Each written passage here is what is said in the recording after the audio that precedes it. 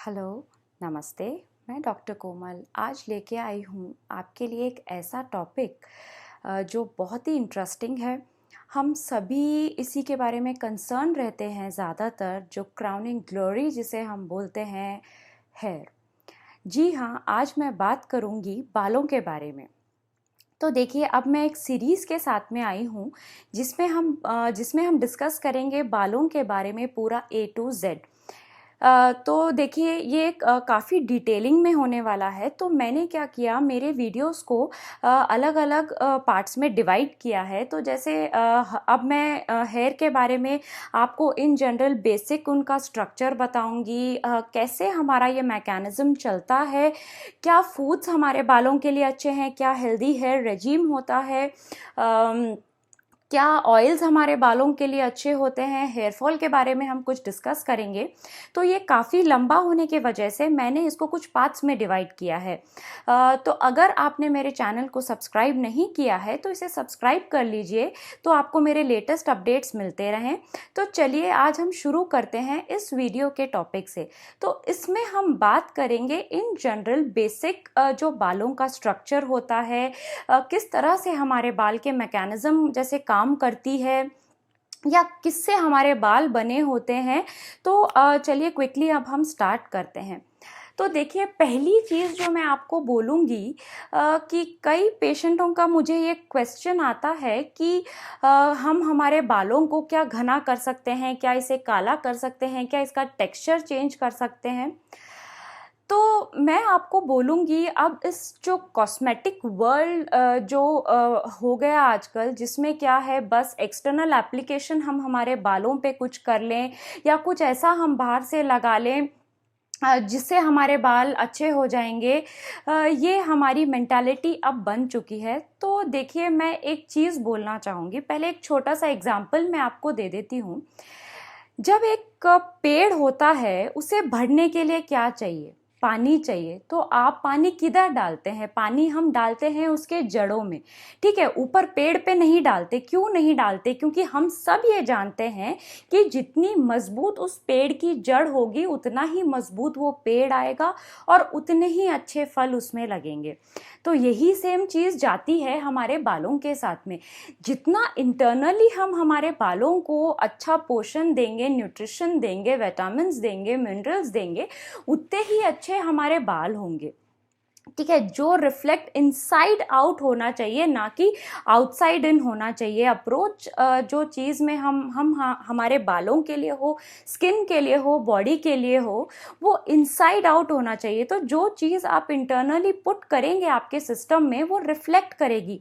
हमारे बाल रिफ्लेक्ट करते हैं काफ़ी सारी डिसीजेस या काफ़ी सारी प्रॉब्लम्स में जो हमारी बॉडी में चल रही होती है। ठीक है, अब देखिए, पहली बात तो मैं आपको ये चीज़ बता दूं कि जो बाल हमारे हैं, उनका कुछ टेक्सचर होता है, कुछ उनकी ग्रोथ का एक मैं बोलूँगी जैसे एक लिमिट होती है। अगर हम ऐसा सोचेंगे कि ना, कि टेक्सचर अगर जैसे हमारे बालों का कर्ली है, अगर हम चाहें कि उसे कुछ एप्लीकेशन लगा के उसे हम स्ट्रेट बना लें, तो ठीक है, कुछ हद तक मैं बोलूँगी 1 या 2% एक्सटर्नल एप्लीकेशन या कुछ शैम्पूज या क्रीम्स या कंडीशनिंग ऐसी हो जिससे फ़र्क पड़ सकता है 1 to 2%। लेकिन जो 98 और 99% जो फ़र्क पड़ेगा ना, वो अंदर से पड़ेगा। और काफ़ी हद तक मैं बोलूँगी जेनेटिक भी एक रोल प्ले करता है। जैसे हम बोलते हैं कि अरे, हम रिजेंबल करते हैं हमारे पेरेंट्स को। तो जब हम हमारे मदर के वूम में रहते हैं ना, जब भी हमारा पूरा जेनेटिक जो मटेरियल है वो रेडी हो जाता है, तो उसे मैं बोलूँगी अगेंस्ट नेचर जाके आप चेंज मत कीजिए। अब काफ़ी लोगों में जैसे बाल्डनेस का प्रॉब्लम होता है, या फिर हेयर फॉल का प्रॉब्लम होता है, या किसी के बालों का टेक्सचर स्मूथ होता है, किसी के बालों का टेक्सचर स्ट्रेट होता है, किसी का कर्ली होता है, किसी का वेवी होता है। तो ये रेप्लिकेट करता है हमारे मैटरनल या पैटर्नल या हमारे फादर या मदर को। तो मैं ऐसा बोलूँगी कि ये काफ़ी हद तक हम चेंज नहीं कर सकते, बट हम डेफिनेटली इस पे वर्क कर सकते हैं। कि जैसा मैं ये बोलूँ कि अगर हमारे बालों का टेक्सचर स्ट्रेट है, कुछ टाइम बाद में ये कर्ली हो गए, रफ हो गए, या फिर मैं बोलूँगी कि बहुत थिन हो गए। तो ये क्यों हो गए? तो इसकी जड़ तक जाइए, ये क्यों हुआ? क्या ऐसा मॉडिफिकेशन आया हमारे लाइफ में, या क्या ऐसी चीज़ हुई जिसके वजह से ये चेंज हुआ? क्योंकि ये हमारा ओरिजिनल टेक्सचर नहीं है। तो हर चीज़ का रूट कॉज देखिए, ना कि बस कि हमारे बाल ऐसे हैं तो हम उस पर कुछ एक्सटर्नल एप्लीकेशन लगा लें या कुछ ऐसी चीज़ कर लें जिससे उसका टेक्सचर चेंज हो जाए। तो चलिए कुछ बेसिक्स हम अब देख लेते हैं हमारे बालों के बारे में। तो पहली चीज़ जो मैं आपको बताना चाहूँगी कि हमारे बाल किससे बने हैं। हमारे बाल 95% क्रिएटिन से बने हैं, ये तो हम सब जानते हैं। ये एक तरह का प्रोटीन है। अब हम क्या करने लग गए आजकल, प्रोटीन सप्लीमेंट्स या प्रोटीन चीज़ें, जो चीज़ प्रोटीन में रिच है वो हम हमारे बालों में लगा लेते हैं। क्या इससे हमारे बालों को प्रोटीन मिलेगा? जी नहीं। 1 या 2% चांसेस है कि वो प्रोटीन जो आप एक्सटर्नल अप्लाई कर रहे हैं अपने बालों में वो फ़र्क पड़े। जो बाकी तो है वो हमें इंटरनली लेना है ना। इंटरनली अगर आप लोगे तो ही वो आपके बालों तक पहुंचेगा। अब वो कैसे पहुंचेगा, ये क्या मैकेनिज्म काम करती है, अगर ये वीडियो आप अंत तक देखेंगे तो आपको समझ में आएगा। मैं इसके अंदर फंक्शनिंग बताऊंगी या कैसे इस मैकेनिज्म में काम होता है, कैसे इंटरनली आपके बाल इफेक्ट होते हैं ना कि एक्सटर्नली इफेक्ट होते हैं, ये हम इस वीडियो में डिस्कस करेंगे। तो चलिए शुरू करते हैं। देखिए यहाँ पे जो आपको दिख रहा है ये है हमारे बालों का एक बेसिक स्ट्रक्चर जो मैंने आपको बताया है। तो सबसे पहली चीज़ जो मैं आपको बोलूँगी, जो बालों की एनाटॉमी होती है वो कुछ जैसे पार्ट्स में डिवाइडेड है। तो क्या क्या ऐसे पार्ट्स है जो हमारे बालों से रिलेटेड है, उस पर हम अब फोकस करेंगे। तो पहली चीज़ जो मैं बोलूँगी वो है हेयर फॉलिकल। ये हमारी स्किन के नीचे, जो हमारी स्काल्प होती है उसके नीचे ये पाया जाता है हेयर फॉलिकल। तो देखिए 9 to 12 वीक्स जब हम हमारे मदर के पेट में होते हैं, जो जेस्टेशन पीरियड होता है, 9 to 12 वीक्स के अंदर ही हमारे हेयर फॉलिकल जो है डेवलप हो जाते हैं। तो जितने हेयर फॉलिकल वो टाइम पे डेवलप होंगे वो हमारे बालों की डेंसिटी को डिफाइन करेगा। तो अब ये हुई बेसिक सी चीज़ कि जितने फॉलिकल होंगे, हर एक फॉलिकल में एक बाल आएगा, तो जितने फॉलिकल होंगे ना उतने ही बाल हमारे स्काल्प पे होंगे। तो उसको हम बढ़ाने का कोई जरिया हमारे पास में नहीं है। अब जैसे बच्चा डिलीवरी के बाद जब बाहर हम आते हैं तो जो प्यूबर्टी के टाइम मैं बोलूँगी कि थोड़ा सा फॉलिकल में चेंज आता है हार्मोन्स के वजह से, बस ये कुछ ही फर्क पड़ता है। तो ये फॉलिकल क्या करता है, ये फॉलिकल में से हमारा हेयर शाफ्ट डेवलप होता है। हेयर शाफ्ट होता है एक तो अंदर होता है, जिसे जो लोअर पोर्शन होता है हेयर शाफ्ट का वो होता है बल्ब, और वो निकल के हमारे स्किन के अंदर से जो बाहर आता है वो है शाफ्ट, जो ये बाल हमें बाहर दिखते हैं। जो हेयर बल्ब होता है वो अटैच होता है हमारे डर्मल पैपिलाई से। डर्मल पैपिलाई को कुछ ब्लड वेसल्स होते हैं जो ब्लड सप्लाई करते हैं हमारे हेयर ग्रोथ के लिए। अब ये जो ब्लड वेसल्स जो सप्लाई करते हैं, इसके अंदर जो अब मैं एक छोटा सा मैकेनिज्म आपको समझाती हूँ। जो खाना, जो न्यूट्रिशन, जो विटामिन्स, मिनरल्स या जो भी आप अपने बॉडी के अंदर डालेंगे वो हमारी ब्लड के साथ ऑक्सीजन से मिलके हमारी पूरी बॉडी के अंदर जाता है, इंक्लूडिंग आवर हेयर। ठीक है। तो ये ब्लड वेसल्स जो नीचे पाए जाते हैं स्किन के अंदर, जो डीप इनसाइड स्किन के अंदर मैं आपको बता रही हूँ, उसके अंदर से जो न्यूट्रिशन जो हमने हमारी बॉडी को दिया है वो ब्लड के साथ और ऑक्सीजन के साथ मिल करके हमारे हेयर के उस फॉलिकल्स तक गया। वहाँ पे नीचे डर्मल पैपिलाई को ये सप्लाई करता है। जो भी न्यूट्रिशन हमने दिया है वो ही सप्लाई होता है, ना कि कुछ एक्सटर्नल उससे हमारे बालों को मिलता है। तो ये सप्लाई मिलने के बाद में क्या होता है, जो नीचे बल्ब होता है वो मल्टीप्लाई होता है और बढ़ते बढ़ते बाल स्किन से बाहर निकलते हेयर शाफ्ट बनते हैं।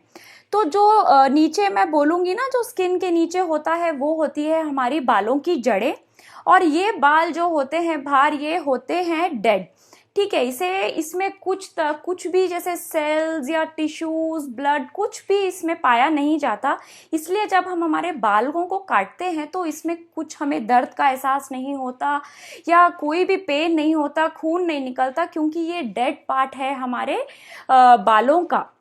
जो अंदर रूट है वो है हमारा अलाइव पार्ट। तो हमें ये ध्यान रखना है कि रूट्स को न्यूट्रिशन देना है, ना कि हमारे बालों को हमें न्यूट्रिशन देना है। तो अब जो ब्लड वेसल्स है वो क्या सप्लाई करेंगे?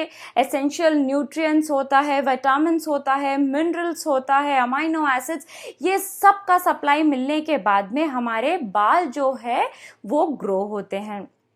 उसके बाद में एक ऐसा ग्लैंड पाया जाता है हमारे स्किन के नीचे जो फॉलिकल से अटैच होता, वो है सेबेशियस ग्लैंड। अब ये ग्लैंड्स क्या करते हैं? ये ग्लैंड्स एक सीबम बोल के एक लिक्विडी सब्सटेंस है जो प्रोड्यूस होता है।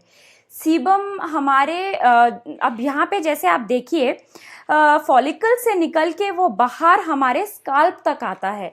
सीबम क्या चीज़ों से बना होता है? वो बना होता है कोलेस्ट्रॉल से, कुछ वैक्सी सब्सटेंस से, शुगर से, और मैं बोलूँगी फैटी एसिड से। ये सब चीज़ों से हमारा सीबम बना है। ये कुछ वैक्सी स्ट्रक्चर में होता है। इसका काम क्या होता है? ये हमारे बालों को लुब्रिकेशन या मॉइस्चर प्रोवाइड करता है। तो ये अब आपने समझ लिया कि हमारे बालों को नेचुरली मॉइस्चर मिलता है, हमें इसे बाहर से कुछ एक्सटर्नली ज़्यादा देने की ज़रूरत नहीं होती है। अब मैं आपको एक चीज़ समझा दूं कि ये तो था कुछ बेसिक एनाटॉमी या बेसिक मैकेनिज्म स्ट्रक्चर हमारे बालों के बारे में। अब हम ये देखेंगे कि देखिए, जैसे हर चीज़ का एक लाइफ स्पैन होता है, हमारे बालों का भी लाइफ स्पैन होता है। हमारे बालों का जो साइकिल चलता है वो 3 चीज़ों में चलता है। फर्स्ट वन ग्रोथ फेज, दूसरा होता है ट्रांजिशन फेज, तीसरा होता है शेडिंग फेज या रेस्टिंग फेज। ग्रोथ फेज में क्या होता है? जब पोर्शन या न्यूट्रिशन हमारे डर्मल पैपिलाई प्रोवाइड करती है हमारे बालों के जड़ों में, उससे हमारे बाल ग्रो होते हैं। ठीक है, अब ग्रोथ फेज में बाल ग्रोथ होते होते हमारे शाफ्ट के जैसे बाहर दिखते हैं हमें। अब दूसरा होता है ट्रांजिशन फेज। इसमें क्या होता है? उससे डिटैच होकर के बाल थोड़ा सा स्किन खींच के ऊपर आ जाता है। तीसरे उसमें जो है शेडिंग फेज, जो हमारे बाल झड़ जाते हैं। तो ये एक नेचुरल प्रोसेस है, ये एक नॉर्मल प्रोसेस है। ये प्रोसेस मैं बोलूँगी 8 साल के गैप में होता है। 2 to 8 years इसका साइकिल होता है। और हर एक नॉर्मल लिविंग इंडिविजुअल के अंदर ये साइकिल 10 to 20 टाइम्स रिपीट हो सकता है। तो ये एक नॉर्मल फेज है, बाल झड़ना, ग्रोथ होना, ट्रांजिशन फेज में जाना। तो ये देखिए एक नॉर्मल चीज़ है। Daily 50 to 100 to 150 to 200 stands भी झड़ना नॉर्मल है। ये एक ग्रोथ साइकिल का फेज है। तो इससे ज़्यादा हमें बॉदर होने की ज़रूरत नहीं है कि हमारे बाल इतने झड़ रहे हैं या इसे हम हेयर लॉस मान लेते हैं। तो कभी भी एक चीज़ हमें ये ध्यान रखनी है कि अब आप समझ ही गए होंगे, जो बालों का टेक्सचर या बालों का जो मैं बोलूँगी इसका हेल्दी रहना डिपेंड होता है हम हमारे सिस्टम में क्या डाल रहे हैं। तो ये कुछ बेसिक चीज़ें थी जो मैंने आपको समझाई बालों के बारे में, बालों के साइकिल के बारे में। तो एक बेसिक आइडिया आपको लग गया। अब मेरे नेक्स्ट वीडियो में मैं आपसे डिस्कस करूंगी हेयर फॉल के बारे में, कि हेयर फॉल कैसे होता है, क्या होता है, हम ऐसा क्या कर सकते हैं जो हेयर फॉल को प्रिवेंट करें। तो मेरे नेक्स्ट वीडियो तक वेट कीजिए। जब तक के लिए जय हिंद।